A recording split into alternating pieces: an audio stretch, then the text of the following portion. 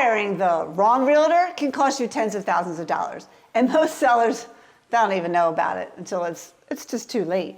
And today, I'm going to show you exactly how to avoid that mistake and how to choose a true real estate marketing expert, a listing specialist, someone who lists home, who knows how to create demand, negotiate like a pro, and get you the absolute maximum for your home. This decision, it isn't just about convenience. It's about protecting your number one asset and protecting your equity. The right realtor could mean an extra 30, 40, 50, who knows how much more in your pocket. And the wrong one, geez, a painful financial mistake. Very painful. Stick around until the end, because I'm also going to reveal the 5 most common mistakes sellers make when choosing a listing agent and how to avoid every single one of them. So come join me in the kitchen. I'm about to break it all down for you step by step. Let's go. So why hire the right realtor? What does it even matter? I see it as a businesswoman as a financial impact. Like the realtor you choose has the biggest impact on the money you're going to walk away with at closing. It's kind of simple in my mind, but you need to know what you're looking for. So what are you looking for? Well, I don't feel you're looking just for a realtor. I think first you're looking for someone who is a skilled negotiator, like they really know the art of the deal. That's really important. And also someone who has some marketing expertise, such as an MBA in marketing or a degree in some kind of certification in marketing, who's not just a realtor salesperson, but I believe you should work with someone who has a broker's license, someone who has taken their career seriously. They got further education, they had to do X amount of sales before you can become a broker. I think that's important. I think also that someone like that can get you 8 to 10% more for your home than an average agent. So if you're selling a house for $400,000, that could be $32,000 to $40,000 more in your pocket. So that's what I typically find when hiring realtors all over the United States and Canada for my clients and my YouTube friends, because it's really hard. It's really hard to find an expert strategist. And I really, really know what I'm looking for. It's difficult. So I know how difficult it is for you. I'm going to call it like the home selling sharks concept, like my book, The Home Selling Sharks. Because in this book, what I do is I call them home selling sharks. I identify these things that can eat away at your equity when selling your home. Because when you are in the water and a shark bites you, you don't expect it. It doesn't tell you it's going to bite you. And the same thing with these sharks in your house. You don't know what you don't know about these things. These things happen to people every day and they have no idea they lost money. They go to Celebration Day settlement and they think, well, I made all this money, but they really didn't. They lost money and they don't even know it. And I feel, I have to say, that the biggest shark is hiring the wrong person for the job, because everything follows along there. The realtor shark, it has the biggest bite of all and could cost you lots of money. So that's why I stress so much. And on this question is, what do I do to hire a realtor? How do I do it? And that's why I'm here today explaining this, because there are 2 types of realtors. There's the expert here and the traditional over here. There's a big, huge difference, critical difference between a traditional and an expert. So a traditional agent might sell only 4 to 6 homes a year. And a traditional real estate agent, a company that has these agents is filled with hundreds of agents all over the place. And they might be selling 1 house, 2 house, 3 house. They have a few big fish, but they're not marketing experts.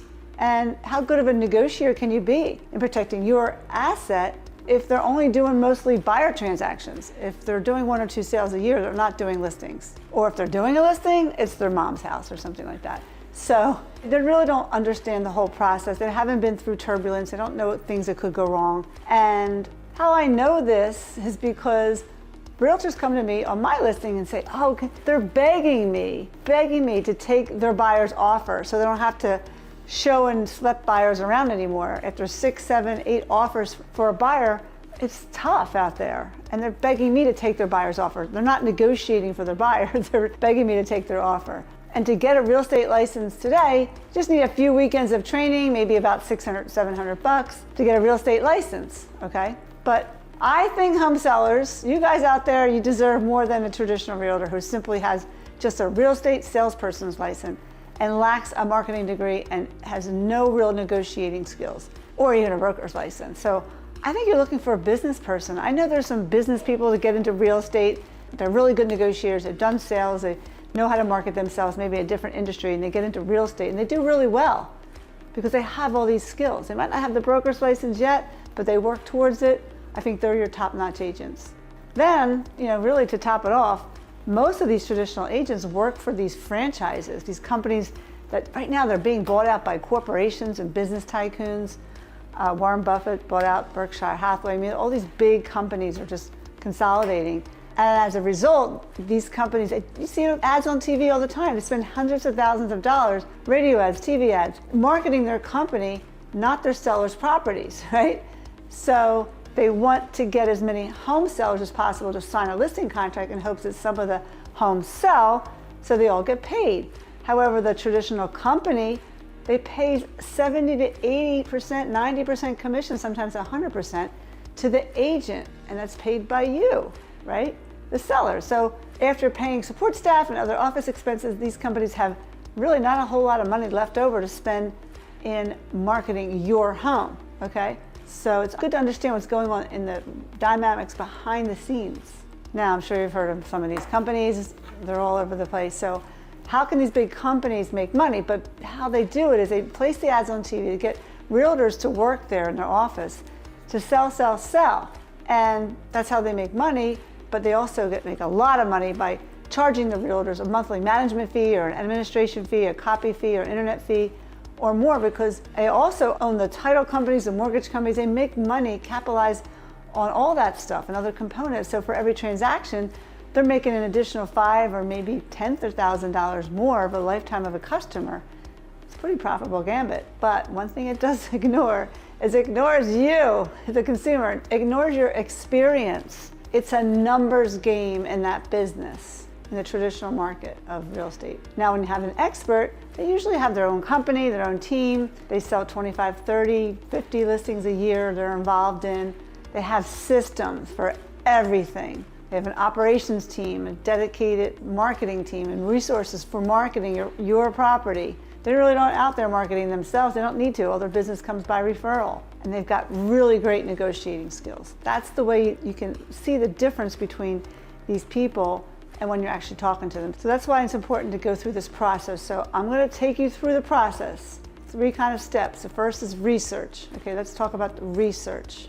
I would say, how do you find these realtors? You can start with introductions from your friends and family members, right? Ask them about their experience when they sold their home. Don't just ask who they use, ask about the results.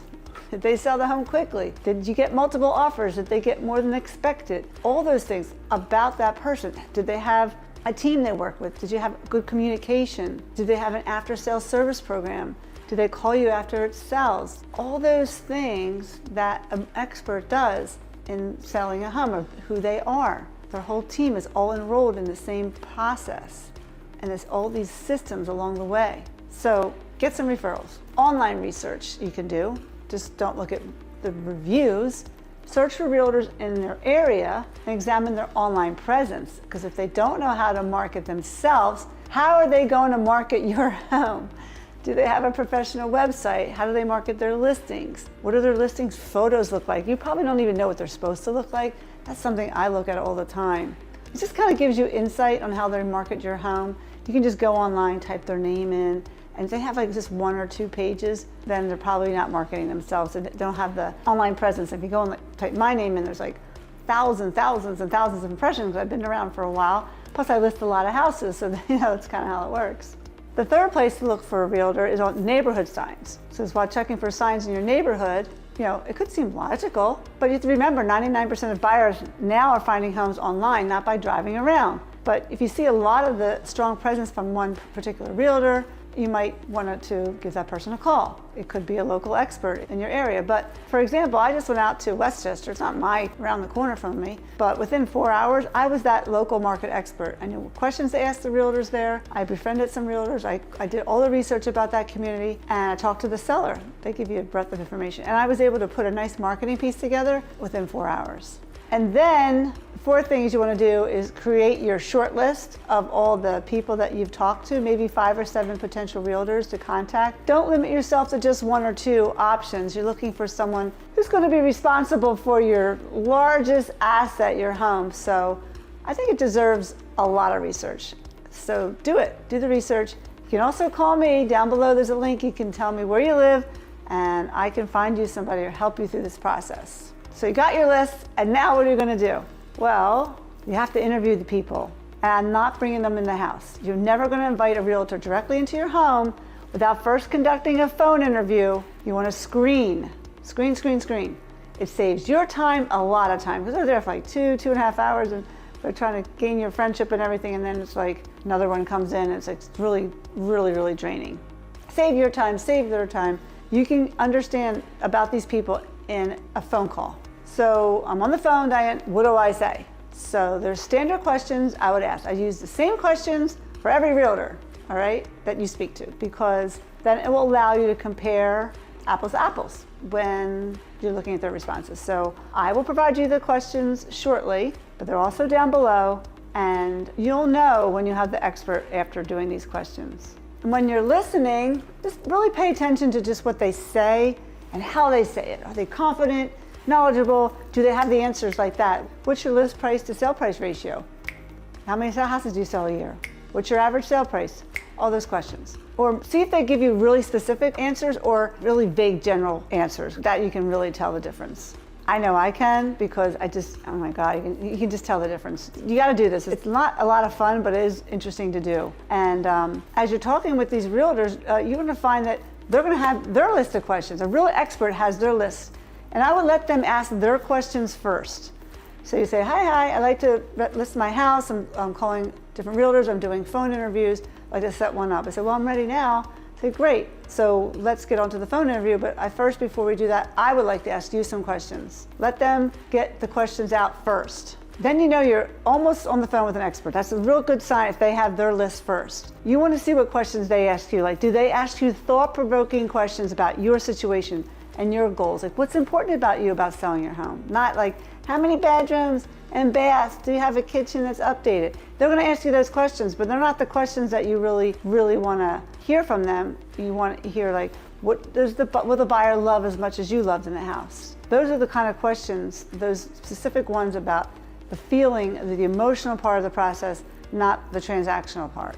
The questions they ask are indicators of how they'll handle your transaction, and how they answer your questions are also indicators. Say, listen, record it, put it on speaker and record it. Very key thing. These are the people that could be handling your most valuable asset, which is your home. Probably one of the largest things in your financial portfolio. So let's get this right. So what are some key questions? I'm gonna go over some really important ones, and you can decide if you wanna get the rest down below. Full-time commitment is very important. The first one is asking them if they're a full-time realtor. How many hours do you dedicate to this job each week? Because you want someone fully committed to real estate, not someone just doing this on the side or side hustle or a hobby. They should be working full-time, and it's a career for them. They have a support staff or a team. Normally when you call, you're not going to get the realtor.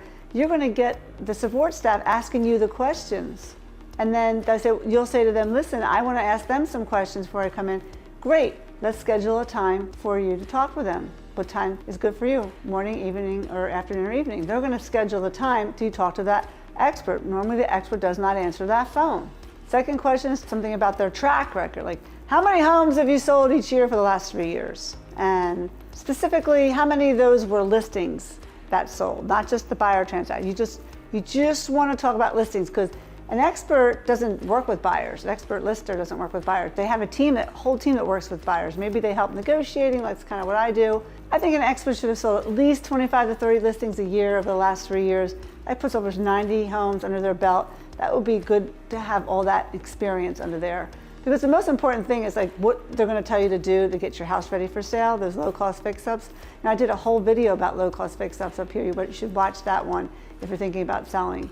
But that is what differentiates a top lister from someone who doesn't have had the experience of listing homes. They don't know what works and doesn't work because they haven't been doing it that long.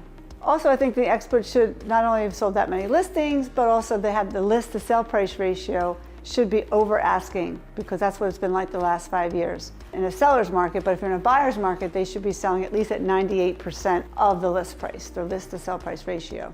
Next, the team structure. You want to find out who are the members on your team. They say, well, I don't have a team. Okay, hang up.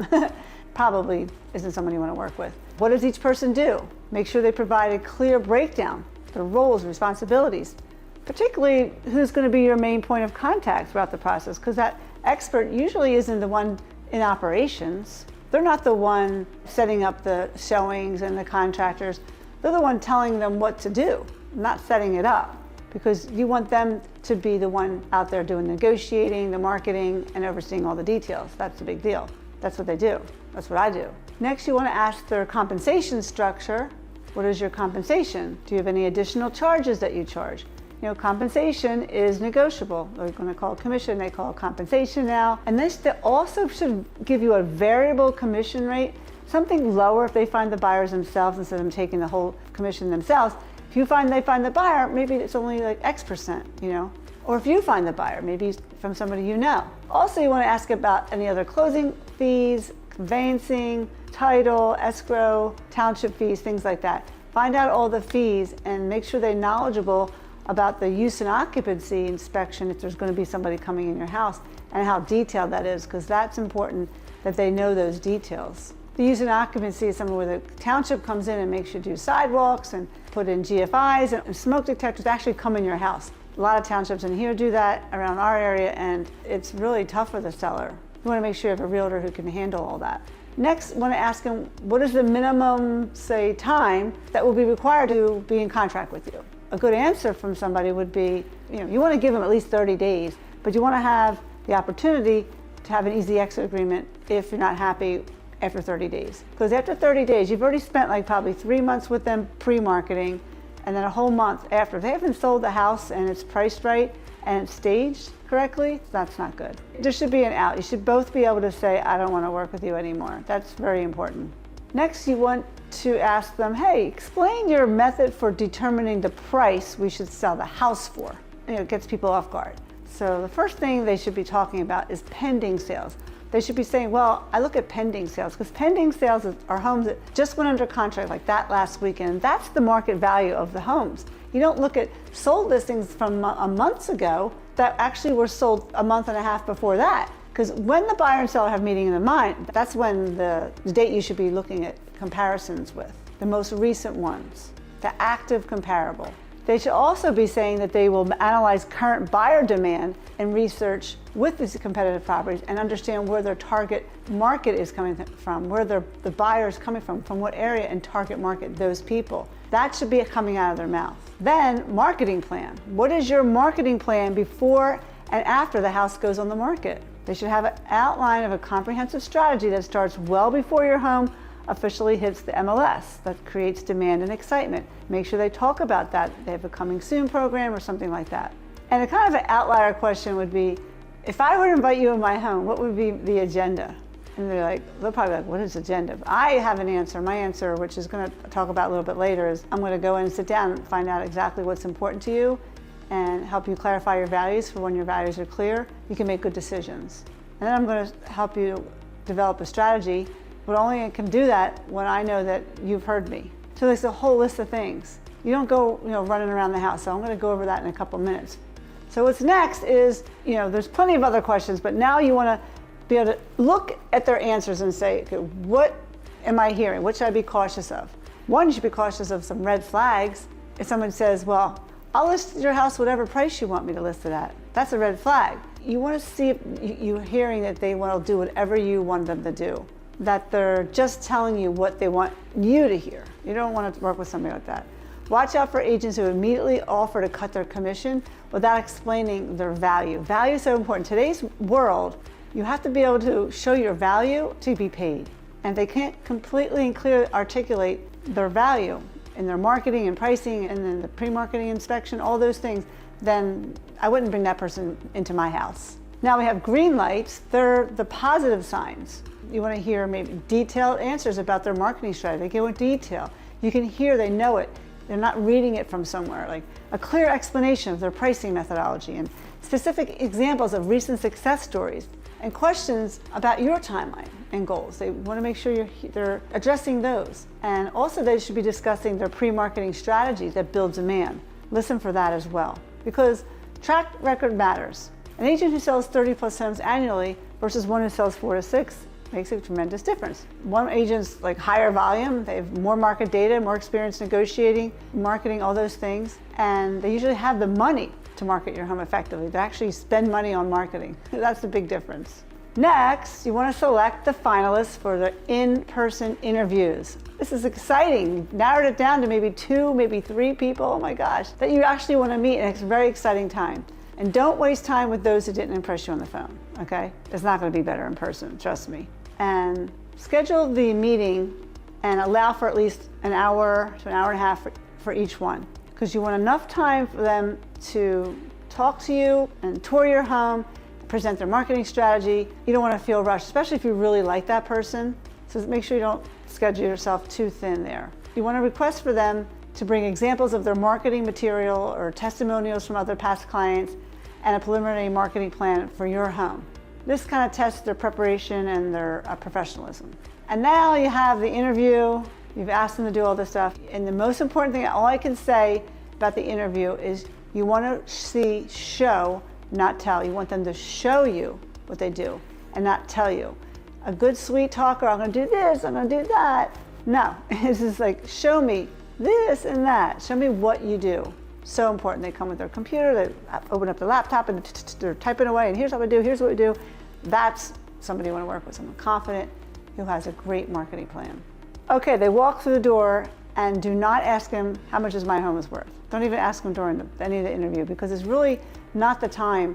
This is the time for you to sit down and discuss your goals and what's important to you. So if the agent starts going through your house and doing a house tour, it's not going to be good. The first thing that they should do with you is sit down and understand you and your needs, because that person wants to see whether they want to work with you. An expert is not like they're like a dog waiting for a bone to get a commission check. No, they're looking to see whether they want to work with you. And a lot of people, for me, myself, I look to see if that person is somebody who would also introduce me to other people, because that's important. I'm going to work very hard for them. I want them to introduce me to somebody else. That's how it works. They're sitting down there, and the realtor should be discussing their custom strategies based on your specific goals, asking you questions like, are you looking to sell quickly? Would you like to maximize your profit? Like, what's really important about selling your home?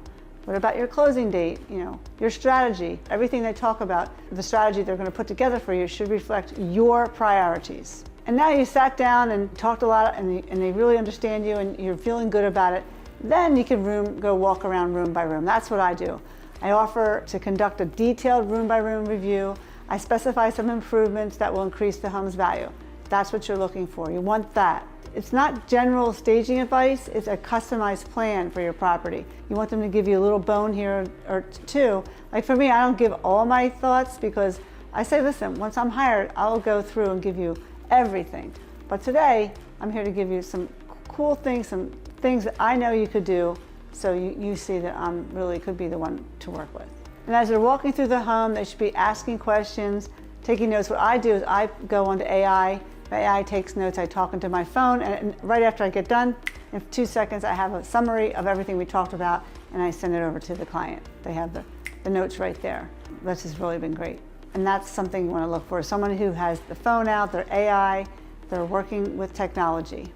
And when all this is happening, you want to watch how they assess your property. Are they looking at it through a buyer's eyes? Are they noting potential selling points? What are they noting? After you're going through the house, sit back down and have them show your marketing. What's your marketing approach? And maybe you've done that before you walked around, but I like to do it after I walk around. Once I feel comfortable with the seller, I show what's next to do is inquire about their marketing strategy, what they do, before your home officially hits the multiple listing. That's what a pre-marketing strategy is. It's kind of critical for building demand and excitement, potentially leading to multiple offers. You want to have a plan for multiple offers. If you're in a buyer's market, you want to get an offer within the first 14 days. Seller's market, an offer within 3 days. You want to make sure they're always talking about every home they sold in 3 days, in 1 day, for this much over asking, that much over asking. All their stories about all the ways they've created excitement, they did the low-cost fix-ups, things like that. You want to hear what they're saying that they've done for other people. So a little bit more advanced evaluation criteria I can give you now, which I think is important. So I'm a marketing person, I have an MBA in marketing, so beyond the basic multiple listing marketing, find out what additional marketing efforts they do have and they will promote for your property with. Do they use professional photography? Do they use video tours or social media campaigns? Do they have a target market email to agents who sell in that area? Just the more channels, the better. The more things they do, the better. And they should present it to you. They should, like I said, have their computer out. They should show you examples of how they market similar homes. Not just tell you. Show, not tell. If they're telling you stuff, say, show me, and they didn't bring anything with them to show, then that's not good. I look at the quality of the photographs. Virtual tours, online listings, any printed material. No one's really printing material today, but basically the virtual tours and the online listings and the angles of the marketing and what's in their photos, if their shades are up or down in the photos. I mean, there's such bad photos out there lately. You might have professional photography, but there's like stuff hanging around and the drapes are down and there's stuff all over the countertop. Not good. You know, a more advanced technique is to analyze or assess their negotiating skills. I would ask them to describe a real challenging negotiation that they recently handled. What was their approach? How did they get the best terms for their seller? Examples of things like that, because past performance is a good indicator, I think, of their future results that they're going to do for you. So I know negotiate. I get better at it every day. I'm really good at it. I just get more clear, and the more I talk with people, the more I understand what I need to do and how I get to the next level. And I think I've talked about this a little bit, but technology, you want to see how technological they are. Their cell phones with this AI, and that's amazing. AI can do in your world, digital marketing world. Online presence, do they have expertise with the virtual tour, social media advertising? Search engine optimization is really key, and other digital tools. What are they doing marketing-wise? Are they into AI? If they don't even use AI, then that's a problem. And you might want to ask about their professional network. A really good experienced realtor should have an extensive network, not just of trusted professionals in their area, such as photographer, stagers, contractors, inspectors, attorneys.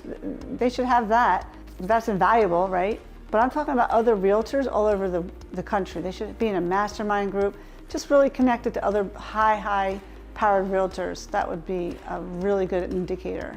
Ask them about their pre-marketing inspection. I do one every time. If you go to prehouseinspection.com, find out if they recommend a pre-marketing home inspection. I do it for all my listings. I've been doing it forever, and it's important because it can identify potential issues before the buyers even discover them, gives you control of repairs, and eliminates a ton of the surprises that could really derail the sale later on.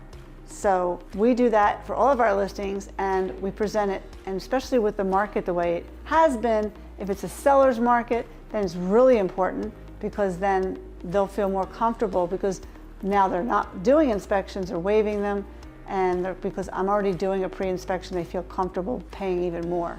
Find out if they utilize a coming soon strategy, not one that just puts coming soon banner over their house sign or something like that. A real, true coming soon program that builds anticipation and demand for your home before it goes on the market. That helps it lead to multiple offers on day one. And then their pricing analysis. Ask them to walk you through their pricing strategy in detail, how they analyze the feedback. They should discuss comparable properties, but the pending ones, and they should talk about current market conditions. Make sure they know what's going on with the world, not just a little real estate market thing, and how your home-specific features will affect value. In my book, I have things that could affect value in appendix in the back. I just did a video about this, about what your home is worth. Check out this video. It's a good one. And I talk about the things you cannot change, you can change, you might want to change, and you have to change. Really important to know. Pricing a home is not a quick number. They just give you a number when they walk through the door, I would say. How could you even know what the number is going to be if you don't even know what the product is going to look like? Are you going to do any repairs to the property? What's going to be the return on investment on those repairs? You have to analyze all that before you make a decision on pricing. So you do the phone interviews, they bring them to the house, maybe two people. How do you make that final decision? You got to be a little objective, because I would just use maybe a scorecard so you can objectively compare your top candidates based on the criteria, rate each realtor's on factors like experience, marketing, communication style, team support, and things like that. And trust is important. Beyond all those things, you want to feel that you trust and feel comfortable with this person, and that person feels comfortable for you. Make sure it's a mutual agreement to work together. Trust and communication are really essential here. Now, you may want to do a reference check also. Check their references. Ask them to give you contact information of recent sellers they've worked with. Ones, particularly those that are similar to yours, or maybe they're empty nesters. And when you call these people, ask specific questions about the selling experience, not just whether they're good or nice. That's not important. And then you have the contract, the listing contract. So before signing, make sure they give you a copy, you thoroughly review it, and they sit there and go over it with you. Just don't have them docu-sign it to you electronically and say, sign this. Make sure they go over it with you. 2 things on the contract to look for: pay attention to the length of the contract, we talked about it a little bit earlier, their compensation structure, their marketing commitments. Do they have a separate page? We have a separate page for marketing. We check off which ones we're going to be doing, and cancellation terms. Because an expert should offer, like I said earlier, and I showed you, an easy exit option if you're not satisfied, right? That's what you should do. Now you found your realtor. Now what do you do? I would set some clear expectations, and the realtor actually should be doing that. You found your expert, they're going to do that with you. You've made your choice. You want to establish clear expectations from the start, and they're going to do that with you. You want to discuss communication frequency, find out how you're communicating, decision-making processes, and timeline for listing and selling. A good realtor will already have that put together. We'll have a system already for that. Understand the communication protocol. How are they going to communicate with you? We use the WhatsApp. Everybody on our team can be on that. And we communicate using email and text and phone calls. How's it going to be done? Also, how quickly should you expect a response? That's important as well. And who on their team is going to be your primary contact on certain things. Like Diane does this, and Bobby does that, and she does that. Find out who all those people are and what they do. And then make sure you get a timeline. I have a timeline put together for my client. You want to work together toward creating this detailed timeline to preparing your home for marketing, showings, closing. Make sure you exactly know when the pictures are happening, when the home inspection is happening, when the interior pictures, exterior photos, the pre-marketing, the open houses, all those things. You want to know when everything is going to be. Put it in your calendar. And then you want to make sure all the strategies we talked about are being implemented. I have my 8 secret strategies for fighting, I call the home selling sharks. Your realtor should have some type of comprehensive plan that addresses all the aspects of the selling process, from preparing your home to negotiating the final offer. I know it's been a long video, but I've promised you the 5 most common mistakes in hiring a realtor to market and sell your home. So I need to get this off my chest. This is what sparked me even to do this video. So the first mistake, please, is hiring a family member or friend, because many of my home sellers that I work with had their home on the market for 6 months or more with another realtor, and their home didn't sell. We call that an expired listing. And usually the realtor they hired is a family member or someone from an organization or a friend, because they felt obligated. So would you hand over your #1 asset to someone without any marketing or negotiating expertise, or wasn't a broker, just because they're a friend or family member? When I put it that way, it sounds like a no, right? So you'd be surprised how many home sellers do that. So to avoid this mistake, do your homework like I just talked about, know what the expert looks like, interview these people, get them in, and do all the things I talked about. Mistake number 2, hiring a real estate company with lots of signs on the lawn. Yes, people do that. Traditional real estate companies, they hire anyone with a license. They don't have any criteria or anything. They just want them to sell 1 or 2 homes to keep them all in business. In these companies, they have lots of signs on the lawn because they have lots of agents in their offices. They're not really interested in marketing your property. They're interested in building their work pool, their agent list. Unfortunately, though, many sellers hire a realtor because a realtor is affiliated with a company that has lots of signs on the lawns. And what many home sellers don't know, or should know by now, oh my God, signs don't bring buyers, because most buyers are doing what? They're searching online, on Zillow or Trulia or Realtor, whatever they're looking at. They don't call on signs anymore. And if they do see a lawn sign, the first thing they do is they look up the property online to view the pictures to see if they even want to schedule an appointment or not.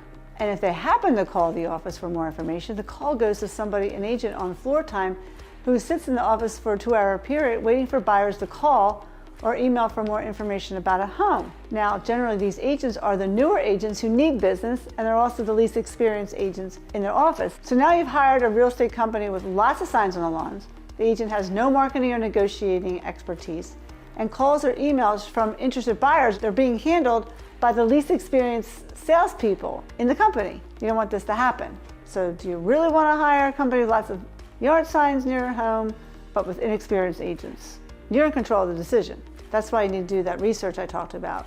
Hire the realtor with a track record and who sells lots of homes. And I just went over everything earlier, what to do. Number 3, hiring a neighborhood realtor. Now, that's kind of along the same lines. Many sellers think it's important to hire a neighborhood realtor. Do you think that hiring the local realtor will get you the most money? and give you a stress-free sale? I don't think so. And does your local realtor have advanced training in marketing? Are they a business person, and do they know how to handle negotiating? Usually not. Also, does your local agent have expertise selling homes in various markets? Can they bring you buyers from multiple markets? Because buyers from buying your home might not be living in your area. This is kind of critical because buyers aren't searching for homes locally anymore. They're searching globally. They can work from home, they can live wherever. So neighborhood realtors do not have access to more buyers just because their office is near your home. I would kind of think of this as hiring a real estate is like hiring a doctor who makes house calls. That's what kind of I feel like I am. So if you were in need, say, of heart surgery, you wouldn't want to go to the doctor who's around the corner just because they're local. You go downtown to Penn or Jefferson, you seek out the experienced specialty surgeon with a track record of success. I think you should approach hiring a realtor the same way. Mistake number 4 is hiring a realtor who gives you the highest listing price. Woo, that's a huge mistake. Sellers make this mistake after interviewing a couple of realtors. They say, oh, I'll list your home at the highest price. And realtors will come in with this high, crazy price the first time they meet you. They shouldn't even be pricing your home the first time they meet you. A realtor who tells you they'll list your home at a high price, they know that your home won't sell at that price. They tell you a high price to get your listing signed. And after 3 months or 3 weeks, they suggest to lower the price, and you get a price reduced sign on your lawn. And what they do when they lower the price, they don't even implement any new marketing or doing anything to attract potential buyers. They don't learn from anything. They just keep lowering the price. And if you put your house on the market on a winter, and now it's spring, they don't even change pictures and come out and retake pictures. So you agree to lower the price, and the realtor quickly puts, like I said, a price reduced sign on your lawn. I'm not sure how excited you could be by having a price reduced sign. It means, what's wrong with me? So you don't want that. Mistake number 5 is hiring a realtor who discounts their fees just to get your listing. I'll sell it for less. You won't do anything either, and what's your track record? Expert marketers like myself and negotiators do not discount their fees because they actually spend the money and they value their time. They don't want to work with people who don't feel like they're worth, because you're hiring that person's brain, that creativity. I find a more expert realtor, they charge a fair fee based on the job. They estimate the cost of selling, all the time it's going to be putting into it, their marketing expenses, other costs, and they evaluate your situation. For example, if you're selling and buying at the same time, what we do is we make an adjustment that could save you some money on the buying side. I truly feel, I'm working with any professional, if someone's quickly to lower their commission without analyzing any cost, they just say, yeah, I'll do it for less. I bet you they won't even plan to spend any money marketing your home. They're just discounting their time. Also, if you're expecting an expert to list your house for the same discounted fee as somebody else who came in the door, you like this person, they're expert, but you want them to charge the discount fee, it's not going to happen because this person's going to get paid the same as this person. They're not doing anything. Realtors' fees are negotiable. Compensation is negotiable. There's no set industry fee. But someone like myself, an expert realtor, they don't discount their fees because they need the business. They don't need business. They're getting calls every day. And when you're interviewing them for the job, they're interviewing you if they want to work with you.